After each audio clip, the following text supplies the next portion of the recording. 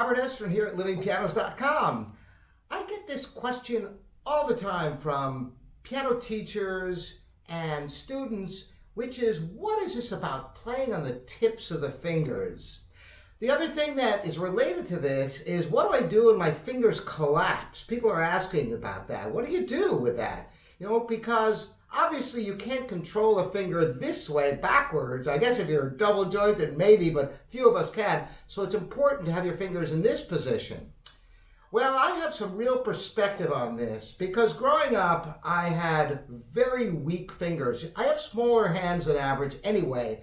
And as a kid, I could barely reach an octave even when I was 13 years old. So as a young child practicing, it was so difficult for me, and my fingers collapsed all over the place. And I'd look at my father with his massive hands, and he seemed to have like these pads at the ends of his fingers, these meaty pads that could just dig into the keys. And I wondered, how do you achieve that? Well, I'm going to tell you, because it's all related to being able to play on the tips of the fingers.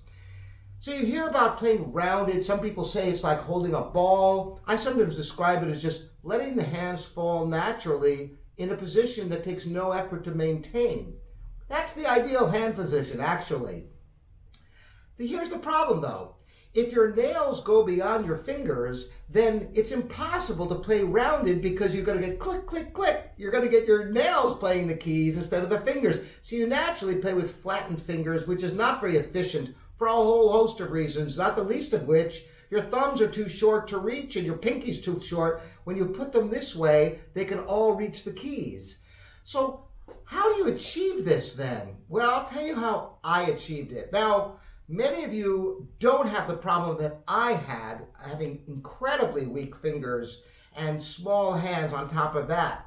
So this may not be an issue for you, but if you're one of the people growing up, taking lessons, or you're a teacher with students, here's how I solved the problem. And it was a painful solution, and I mean that literally. Okay, in high school, I really wanted to develop a brilliant octave technique. I heard my father, I heard Horowitz, and I loved the dazzle of the quick octaves. And so I decided to study the Liszt Hungarian Rhapsody number 6, which ends with that, very long octave passage.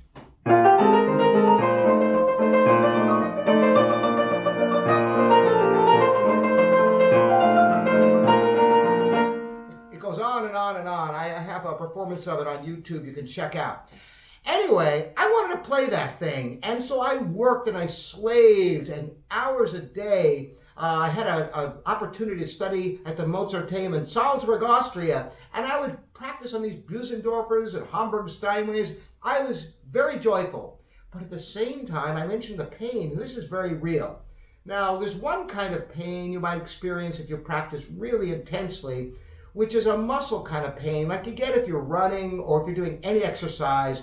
It's the lactic acid building up from anaerobic respiration, if you want to get technical about it. But it's not a dangerous kind of pain as long as you don't go too far and give yourself adequate time to rest, drink lots of water and all of that. It's that kind of pain that you get when you exercise a lot that goes away as soon as you stop doing the exercise. It subsides. But I'm talking about something quite different.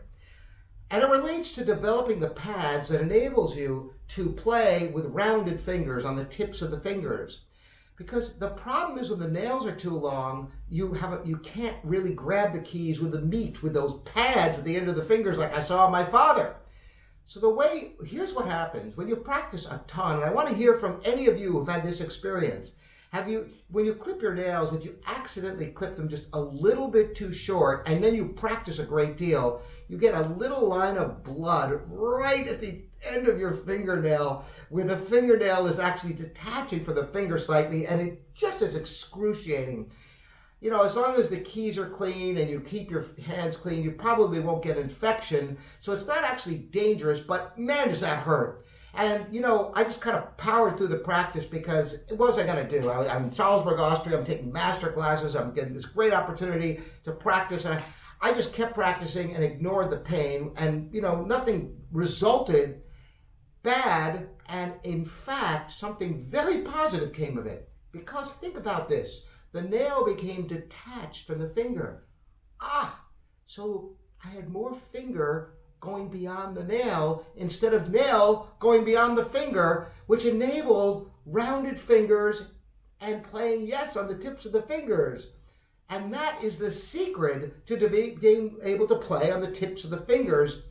Now, as I said, if you've got strong hands, maybe you don't have to go through that horrifying process of the fingernails separating from the fingers. But I imagine that I'm not the only one out there who's gone through this process, and I have talked to other pianists who've experienced the same thing.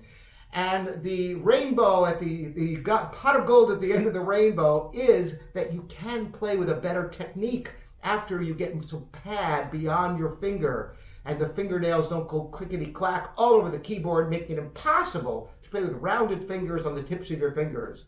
So that's my personal story. Love to hear from all of you. Any of you have had the experience that I've had, or maybe some of you have other solutions that maybe I could have avoided all that pain. Love to hear from all of you. Again, Robert Estrin here at livingpianos.com, your online piano store.